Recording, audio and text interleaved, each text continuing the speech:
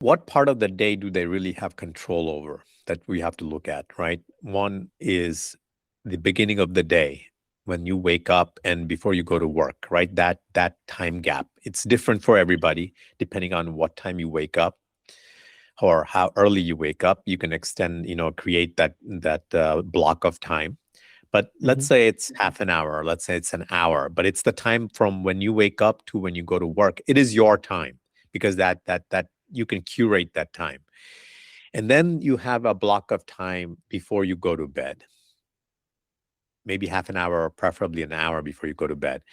And I say that, tell people that these are your bookends, right? And I like to use the analogy of a suspension bridge. Like in California, you have like the Golden Gate Bridge, right? The whole bridge is suspended on two pillars. You have the first pillar and then the second pillar. And that's how I look at the day, that your AM routine and your PM routine are the two pillars. And then the whole bridge is your life. So if you have the AM and PM routine dialed in properly, you can handle all sorts of chaos or whatever, all hell can break loose on in and so if in a bridge, if the am the pillars are strong, then it can take any amount of weight, right? Any amount of cars. You can look at like just those two pillars are supporting this whole bridge. That's how you got to look at your life, is that if I can dial in my AM and PM routine, I can be resilient and I can handle anything that what a life can throw at me, you know. And that's a sort of proactive approach I want people to take, is that just design your day in a way that you can handle life. I think that really resonates on both ends because if you start to take more agency of the beginning of your day, it means that you're setting yourself up for success. And conversely, if you take agency and control of how you end the day, it's giving you closure on the day. So presumably you're going to bed or to sleep more calm, more at peace with whatever happened in the day and whatever might happen tomorrow. And it's simultaneously setting you up for success tomorrow because you have a better night of sleep. You wake up more rested. You then in the morning set yourself up for success, and so on. The cycle continues. As you're saying, the support of the bridge hangs on.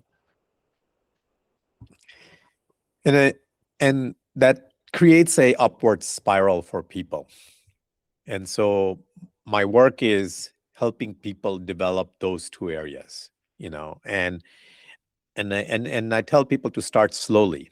Implement practices that first improve your physical health on both ends, your AM and PM routine. Then when you're comfortable with those areas, we talked about, kind of connecting with the earth and circadian rhythm, body and food. But then we can then work on more of the mental pieces, right? Some of these breath work and things like that comes into play. And then when you are comfortable with that, you can move little forward and go beyond that and work on the emotional aspects, right? And then really work on your connection with yourself, in a sense that what what do you really want to pursue? How do you want to design your life to be, or what do you want to stand for? And you can ask these more deeper questions and work on that content. So it becomes this journey where that AM and PM routine can over time develop and be enriched, and it will also evolve with you, so that instead of starting with 10 different things, I say, like, let's start with one or two things, and put it in there, grow into it, and then build from there, so that 5, 10 years from now, you have this very, very rich routine that's already built into your system. It's your body automatically will just do it when it wakes up, because it's been carved over time. So hence the idea of the title of the book is Primal Health Design, is just to help people kind of design that type of a routine. Yeah, and I think you've touched on something that is crucial there, that sometimes gets misinterpret. That is, in that design phase, people nowadays tend to think something is wrong with me at like a mental level. Like, I'm not wired for this. I can't do enough.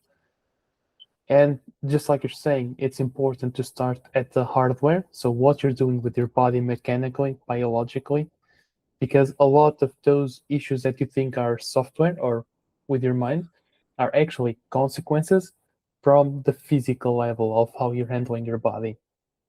And giving people that grounding of physical first, mental second, it's quite special. And Jose, I think that is such an important statement you just made, is that, a lot of people who say that, oh, I cannot meditate, or I just, I cannot focus properly. Well, if you're at that state, the main thing is not to teach you meditation, right? It's to actually track back and see how your physical health is, right? First of all, right? Because, if you get less than 6 hours of sleep in a night, you should not even attempt meditation, because you won't be able to get into that space. Your body just wants to sleep, wants to catch up on sleep. That's what your body wants to do.